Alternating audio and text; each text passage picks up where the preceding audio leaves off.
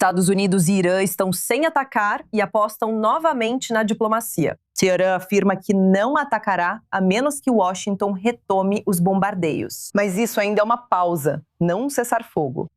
O Irã diz que não pediu para voltar às negociações e ainda afirma ter controle sobre o Estreito de Hormuz. Muitas dúvidas sobre o real significado dessa pausa e seu objetivo final. Hoje contamos com duas convidadas. Kaveh Shahrour, advogada e pesquisadora sênior do McDonald Laurier Institute, assim como o Dr. Ken Pollack, vice-presidente de políticas do Middle East Institute. Senhores, obrigada aos dois por estarem comigo na I24 News hoje à noite. Ken, vou começar com você, pois Washington diz ter pausado os ataques para favorecer a diplomacia. Mas e o bloqueio naval? O Irã afirma que ainda controla o Estreito de Hormuz e nem pediu negociações. Os Estados Unidos vão manter o bloqueio aos portos iranianos por enquanto?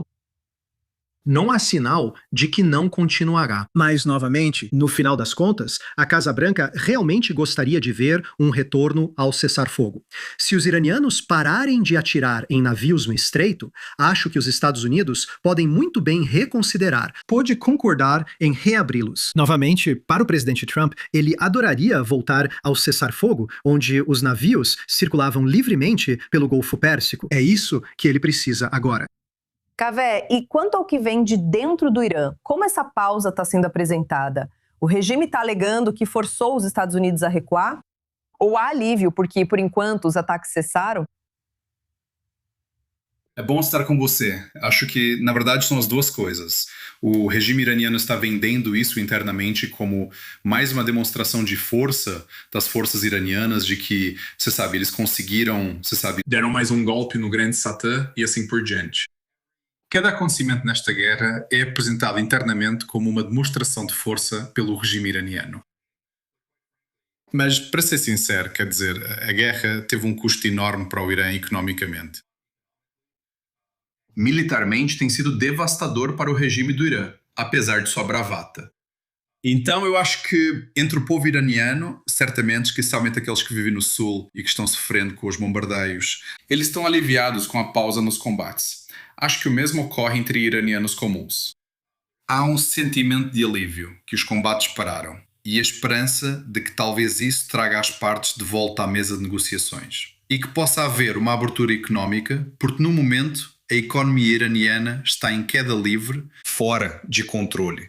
Bem, nesse sentido, Ken, quando se trata de qualquer tipo de retomada das negociações, o que Washington espera do regime? Outro memorando de entendimento que o Irã pode assinar, mas provavelmente descumprir? Se querem diplomacia, que garantias Washington precisa para ter certeza de que será diferente desta vez? Bem, veja, esse é o grande dilema que o presidente Trump enfrenta. Porque, primeiro, existem os objetivos com os quais ele entrou nessa guerra, certo? Então, ele quer um novo acordo nuclear que garanta que o Irã nunca construa uma arma nuclear. E lembre-se, ele quer poder afirmar que esse é um acordo melhor do que o Plano de Ação Conjunto Global assinado pelo presidente Obama, certo?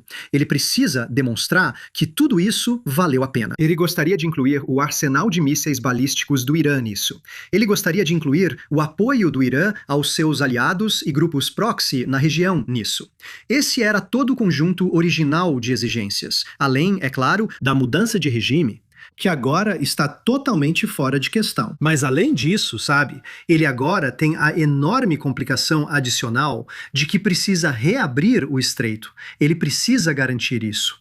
Os iranianos não podem cobrar taxas dos navios que passam pelo estreito, ou pagamentos paralelos dos aliados do Golfo dos Estados Unidos em troca de concordar em não apreender navios no estreito.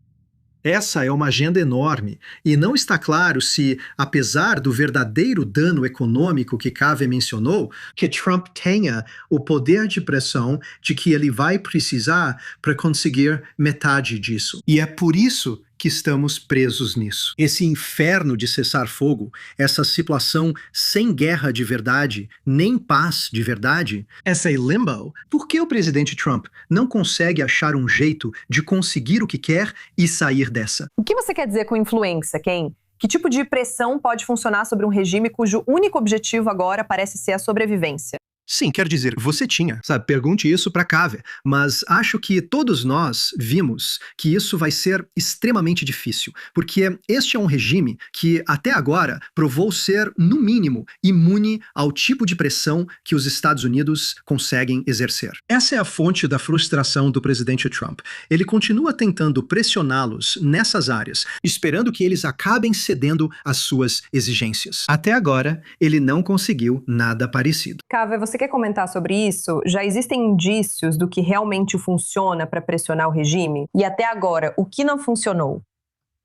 Bem, sabe, tradicionalmente eu teria pensado que a força militar é a única coisa que funciona em relação ao regime. Mas, para ser sincero, dado o controle que eles exercem sobre os estreitos e o fato de Estados Unidos e Israel não terem conseguido superar o exército do Irã, é difícil dizer. Concordo totalmente com o Dr. Pollack. É difícil saber o que funciona. O regime do Irã, por ser uma ditadura horrenda, não se importa com seus próprios cidadãos e não liga para o sofrimento econômico imposto ao seu próprio povo. Acredito que o principal que os Estados Unidos podem oferecer, e espero que não o façam, é normalizar relações com o Irã, se os negociadores iranianos aceitarem isso. E permitir que o Irã se reintegre completamente à economia mundial e continue fazendo o que faz. Claro, isso representa um sério problema para os Estados Unidos e representa um problema existencial para Israel. Então, eu realmente não vejo exatamente quais são os instrumentos de pressão de que o presidente Trump dispõe. Essa é uma situação muito, muito difícil que o presidente Trump criou para si mesmo. Sinceramente. Mais uma pergunta para vocês dois. Kendall, começo com você. Quanto tempo acha que essa pausa pode durar? Qual seria o gatilho mais provável para ambos os lados retomarem o conflito direto agora? Quero apenas endossar tudo o que Kaveh disse. Concordo totalmente com seus pontos. E por esse motivo, isso pode durar por muito tempo, Nicole. Quero dizer, vou colocar dessa forma. Eu suspeito que vamos ver o presidente Trump tentar uma escalada militar em algum momento entre as eleições de meio de mandato dos Estados Unidos. Pensei que estávamos nos preparando para isso. Ele parece ter recuado, mas não me surpreenderia se isso acontecesse em agosto ou perto das eleições de meio de mandato. Ele tente escalar a situação, esperando que isso lhe dê o poder de pressão de que precisa, convencer o regime iraniano a recuar. Mas, novamente, eu não acho que isso seja provável. Acho que vamos passar pelas eleições de meio de mandato e depois, para Trump, a questão é, se passei pelas eleições de meio de mandato, o quanto eu realmente preciso disso neste momento? Então, novamente, podemos permanecer assim por muito tempo. Não há nada específico em que eu possa me concentrar. A única coisa em que as pessoas estavam focadas eram as eleições de meio de mandato. Acho que isso já não parece mais ser um gatilho. Kaveh, como você vê essa pausa que estamos presenciando? Acho que vamos ver uma escalada e mais memorandos de entendimento ou pausas nos combates. Francamente, não acho que vamos voltar a um estado de guerra total. Simplesmente porque não acho que nenhuma das partes tem incentivo para uma guerra total. Essa é uma guerra muito impopular para o presidente Trump. E os iranianos, como mencionei antes, na verdade já pagaram um preço bem alto por isso. Então, não acho que eles queiram voltar a uma guerra total. Mas ao mesmo tempo, é muito difícil entender como eles vão negociar isso. Acho que eventualmente eles vão chegar a algum tipo de acordo de paz. Quando isso vai acontecer, se vai ser antes ou depois das eleições de meio de mandato, eu realmente não sei dizer. Mas eu acho que até chegarmos lá, haverá muitas pausas e retomadas das hostilidades. Kaveh Sharur e Dr. Kent Pollack, vocês trouxeram ótimas percepções sobre a guerra atual no Oriente Médio. Agradeço muito a participação de ambos na discussão. Foi um prazer. Obrigado.